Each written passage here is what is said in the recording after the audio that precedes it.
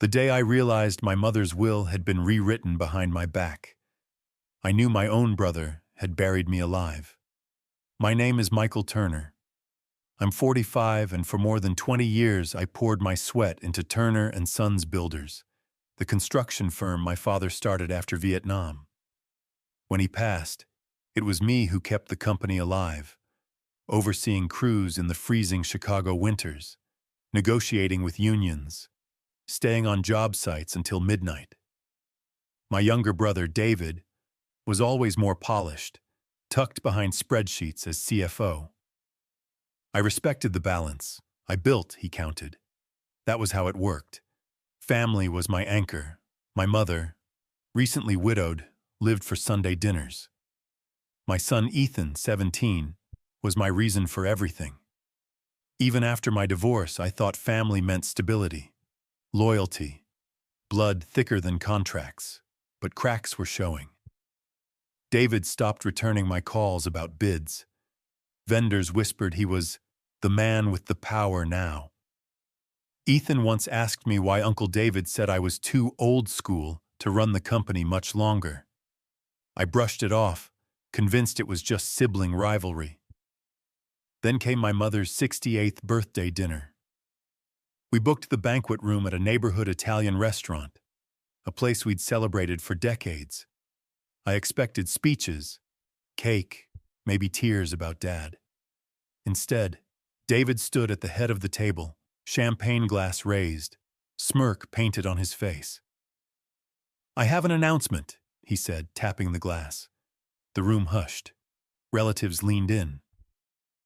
"Mother has updated her estate plan," he continued smoothly, "for efficiency.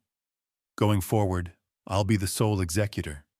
The company shares will consolidate under my control to ensure long-term stability. Michael remains provided for, of course, but not in an operational role." My fork clattered onto the plate. "What are you talking about?" David sipped his drink. "You've worked hard, brother, but it's time for modern leadership. Investors agree. Mother agrees." I turned to my mother. She wouldn't meet my eyes. Her hand trembled as she folded her napkin. Relatives shifted uncomfortably, pretending to toast while avoiding my gaze. Ethan froze in his seat, cheeks red with shame. It wasn't just a birthday dinner anymore. It was an execution. My own blood had carved me out of the legacy I spent my life building, and delivered the news with dessert menus still on the table. That was the night I understood. Betrayal doesn't always come from strangers.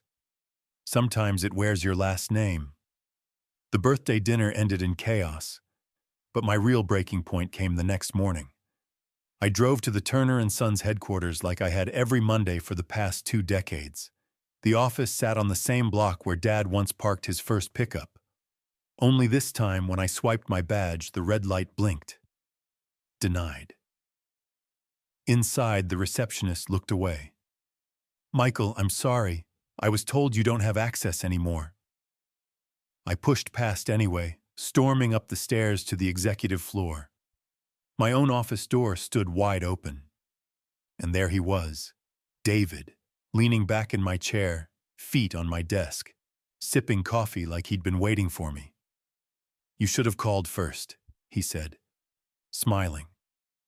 "This isn't funny," I snapped. "You blindsided me at Mom's dinner. You think you can rewrite the will, cut me out, and just, what, take the company?" He stood slowly, straightening his tie. "I didn't take anything. You gave it away by clinging to the past. I've modernized our books, streamlined vendors, secured financing. The board respects me.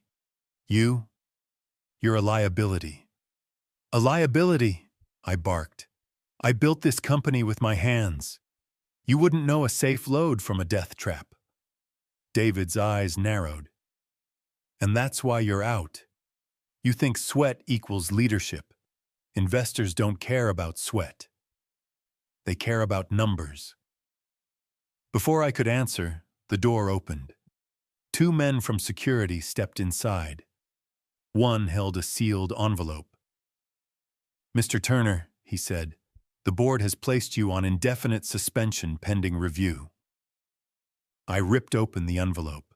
The letter was blunt. Effective immediately, Daniel Turner is relieved of all operational duties. Decisions regarding estate and corporate governance will rest with David Turner until further notice. I felt my chest tighten. My hands shook, not from fear, but from rage. This is your doing, I spat. David didn't flinch. He actually smiled. It's nothing personal, brother. Just business. That line cut deeper than the paper. As security escorted me out, employees I had mentored for years looked away. One whispered, "I'm sorry, Mike," before hurrying down the hall. Outside, the winter wind cut my face. My phone buzzed. Ethan's message, a screenshot of the family group chat. Next to my name, removed by David Turner. My own brother had locked me out of the company and the family in a single stroke. Standing on that sidewalk, holding a worthless badge and a letter signed with my brother's pen, I swore one thing. If David wanted war, he'd get it. By Friday, I wasn't a man. I was a rumor. My company email locked me out before sunrise. My phone line went dead by lunch. Vendors I'd worked with since Dad's days let my calls ring to voicemail. When I finally reached one, he whispered, "David told us you're under investigation. I can't be seen talking to you." Then the line clicked. Church was worse. A deacon squeezed my shoulder and said he was praying for my recovery, as if betrayal were an illness I had chosen. My aunt posted a Facebook paragraph about removing toxic influences to protect elders. Cousins shared it with heart emojis. In the family thread I could no longer access, my name had become a blank space people stepped around. At home, the air grew thin. Mom stopped answering my calls. When I drove to her condo, the doorman told me she was resting and that I should contact David for family matters. I stood there with a bag of groceries I'd been bringing every Sunday for years and realized a stranger was now the gatekeeper to my mother. Ethan tried to be brave. He kept his head down, headphones on, AP Physics spread across the kitchen table. But one night, he slid his phone across to me. A screenshot. David had texted him directly. "Proud of you. If you ever need help with college, I'm here." No mention of me. A second bubble followed. "Let's keep this between us." "Do you want me to reply?" Ethan asked, voice tight. I looked at my son and saw the tug of war I'd sworn he'd never be caught in. "Not now," I said. "Not to him. Not like this." Then came the gossip that cuts deepest.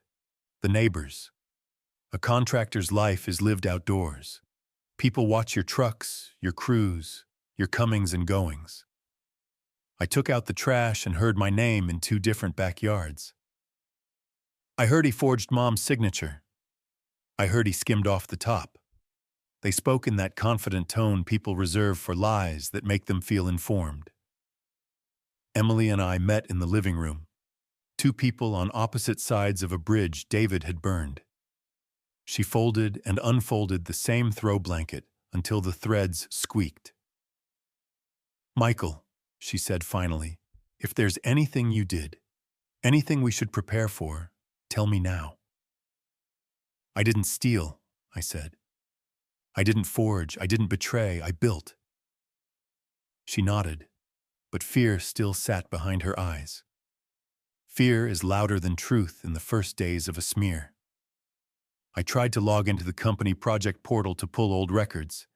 Access denied. I tried my admin credentials from the field servers. Wiped. The only files left to me were what I had backed up over the years. Bid tabs, subcontractor emails, site photos time-stamped from winter mornings nobody else wanted to remember. I spread them across the dining table like a map of a country I'd been banished from. Late one night, the doorbell rang. It was Sarah, our accountant of 15 years, her coat thrown over pajamas, hair damp from the sleet. She stepped inside without asking. "I can't sleep," she said. "He's telling everyone you're unstable. He made me reclassify vendor invoices under consulting so no one would see the duplicates. I saved copies to my own drive because I knew this day was coming." She set a small USB drive on the table. "I'm sorry it took me this long." I swallowed. "You'll be dragged into this." "I already am," she said. "I'd rather be dragged in by truth than dragged down by him."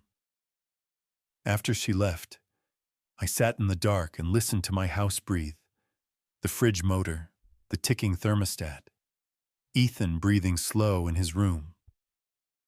I thought about Dad pouring concrete with me at 17, his palm pressing the edge into a clean line. "Don't rush the set," he'd said. "Strength comes from patience and mix, not noise." The next morning, the bank called to confirm a change of authorized signers. My name had been removed. I thanked the woman for the courtesy and made a note of the time, her name, the call log number. Paper matters when people start lying. My lowest point came that afternoon. I drove past a Turner & Sons site out of reflex. The crane swung too fast for the wind. Rebar sat uncovered in the snow. A foreman I'd trained pretended not to see me. I pulled over and gripped the steering wheel until my hands hurt. You can survive being hated. Being ignored feels like erasure. I went home, cleared the dining table, and built a wall of proof. I labeled folders, will amendments, vendor shells, duplicate invoices, text messages to Ethan, access log changes, bank authorizations. I printed what I could and wrote dates by hand. I wasn't sleeping much anyway. Work is a good anesthetic when your heart is raw. Near midnight, an email arrived from an address I didn't recognize. No subject, no body. One attachment, a scanned directive on letterhead, signed by David, ordering project managers to route all maintenance and safety approvals through CFO's office to expedite processing. The date sat 2 weeks before the accident that would later make the news. My anger stopped being heat and went cold. I understood then what exile had given me. Space, silence, the kind of quiet where patterns appear. David had the will, the board, the keys. I had the one thing he couldn't fabricate. A clean trail from his orders to the damage. They thought cutting me out would end me. It did something else.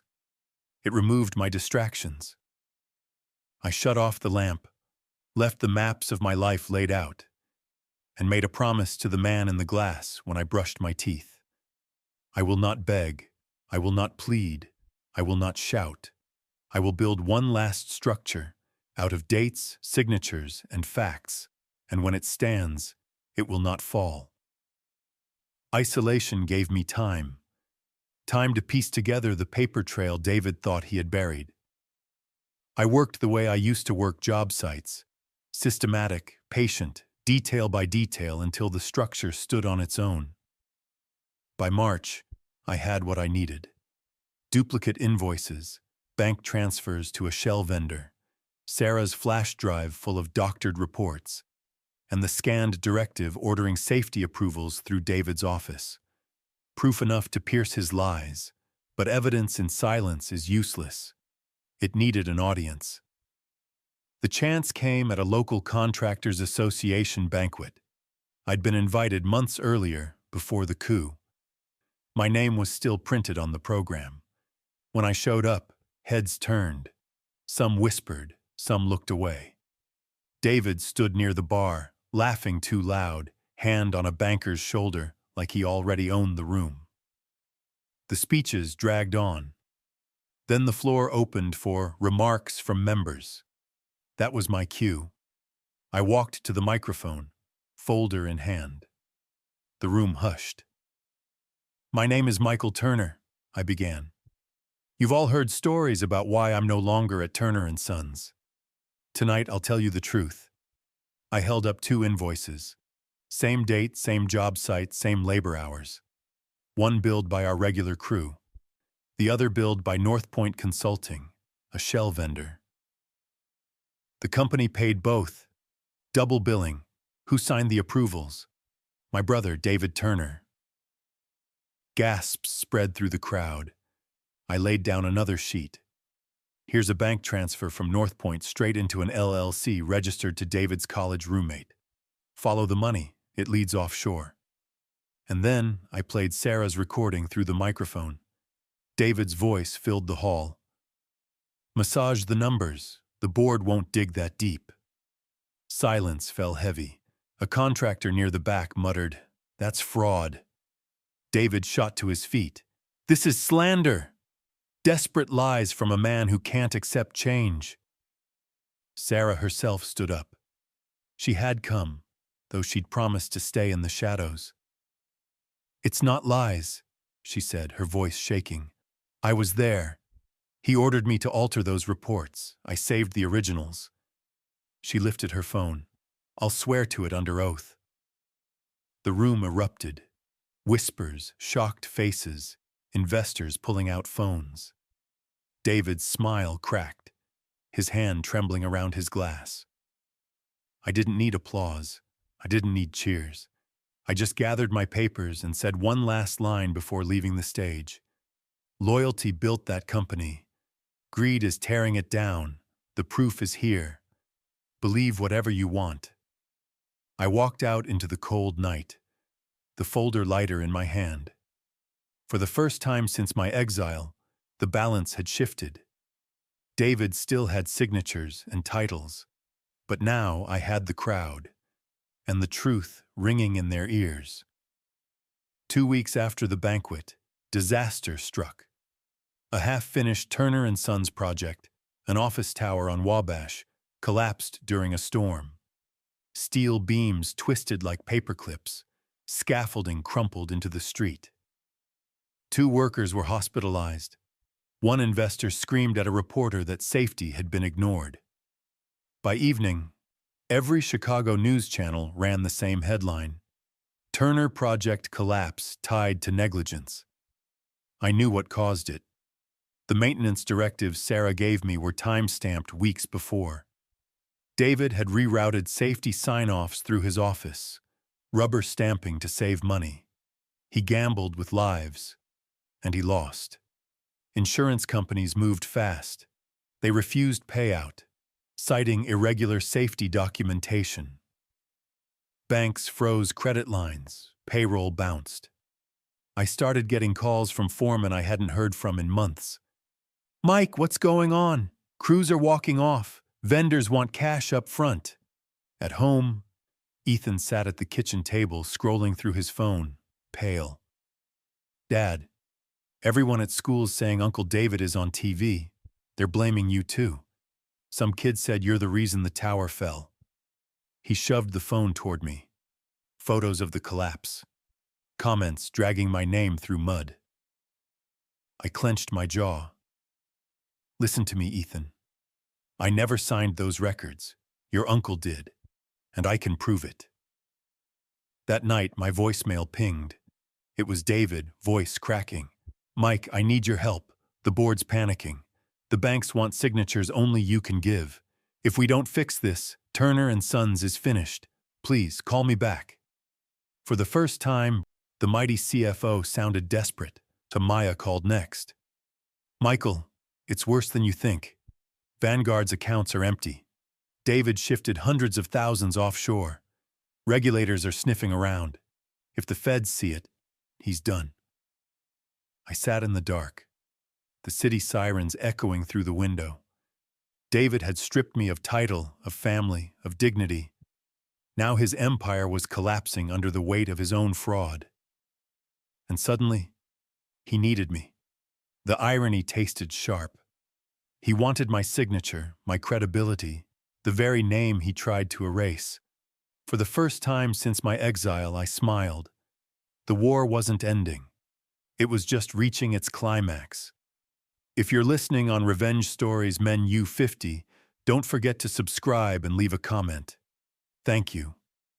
The board convened a crisis meeting 3 days after the collapse. They rented a downtown law office conference room. Neutral ground, thick carpet, glass walls that made the city hum outside feel far away. Inside, tension reeked like sweat in a locked gym.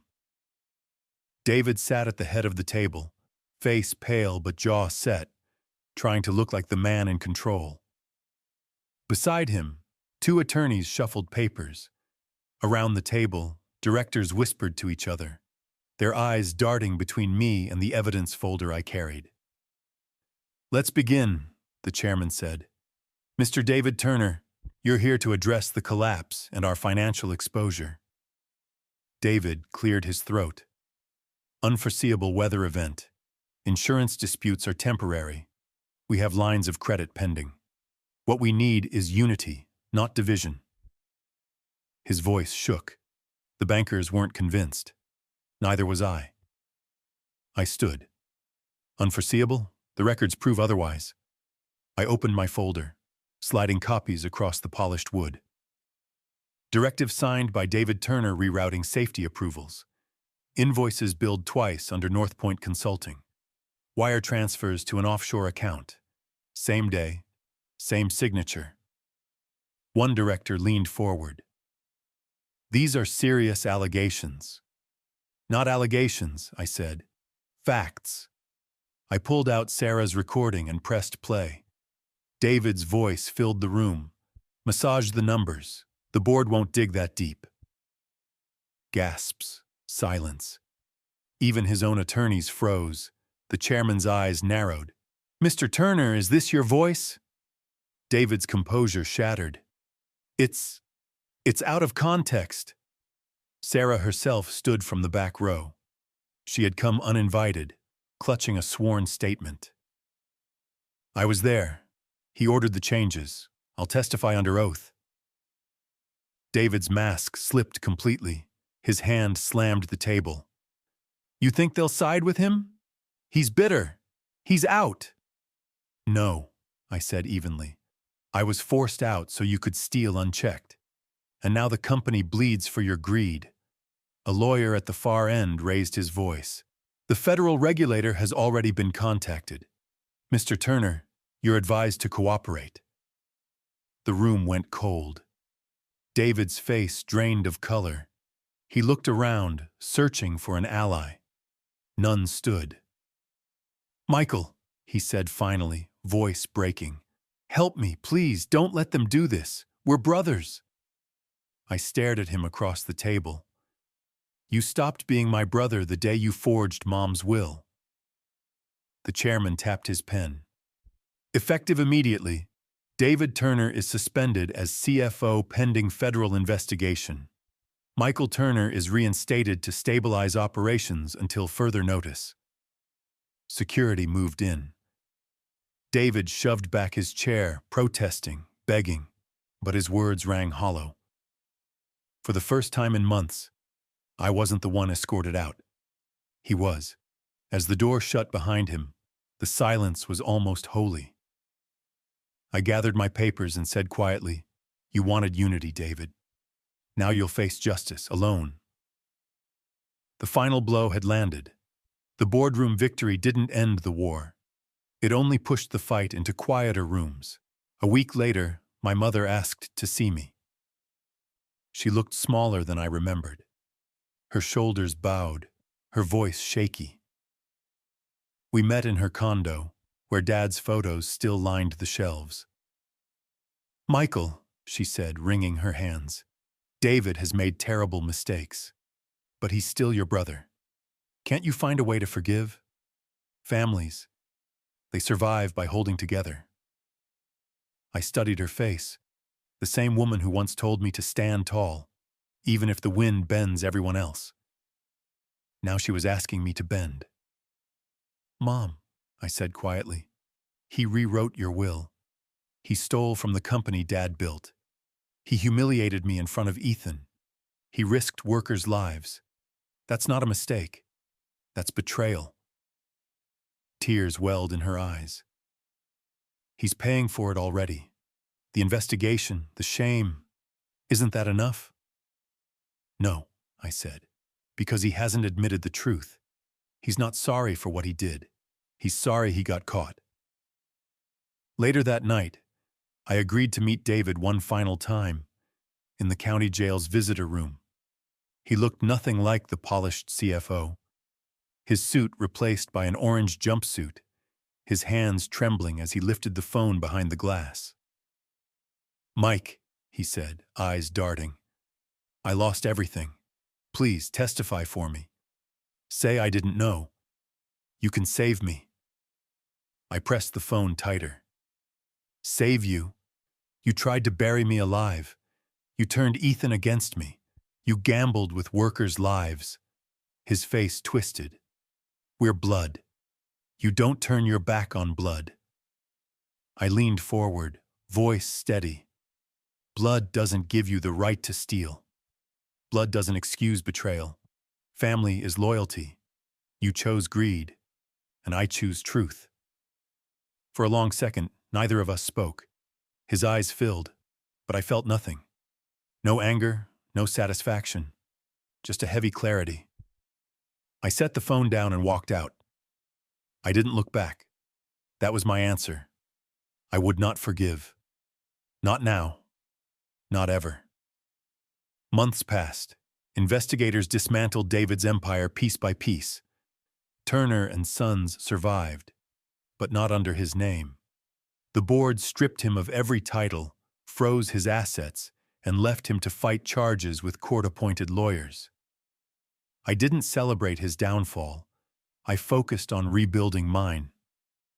I registered a new firm, Trueline Construction, with a handful of loyal foremen who walked away from the wreckage with me. We started small, renovations, municipal bids, anything honest. Every contract signed under my name felt like laying a new foundation, stronger than the one David tried to poison. At home, Ethan stood taller. He spent weekends shadowing me on job sites, learning not just measurements and blueprints, but the value of showing up, of keeping promises. One night he said quietly, "Dad, I used to wonder if Uncle David was right. Now I see who built this family." Those words erased months of doubt. Mom visited once. She apologized for her silence, admitted she had let fear guide her. I accepted her words, but I drew a line. "I won't let him back into my life," I told her. She nodded, tears in her eyes. Even she knew some fractures can't be repaired.